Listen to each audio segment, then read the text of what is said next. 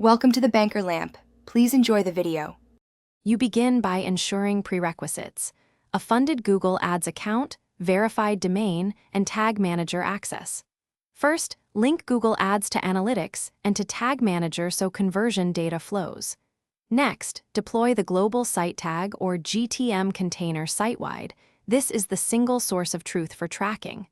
Once done, create a test conversion action and fire it from a staging page to confirm the tag returns events to Google Ads before you proceed to campaign. Now you build campaigns tailored to the website's goal. Choose Search for intent, Display for awareness, or Performance Max for automated reach. Then assign the conversion you verified and pick a bid strategy that matches your risk. Target CPA for predictable costs or maximize conversions to scale quickly. Make sure to add audiences and remarketing lists tied to specific site pages. That lets you bid differently for high-value visitors. Finally, set ad extensions and schedule to match user behavior patterns. Finish by auditing landing pages and preparing to launch. You should /B test headlines, CTA buttons, and landing page load times.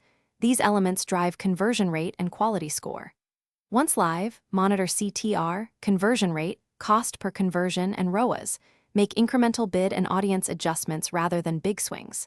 If conversions don't appear, check the tag using Tag Assistant, confirm correct conversion ID and parameters, and make sure the attribution window matches your reporting expectations. This single check fixes most tracking gaps.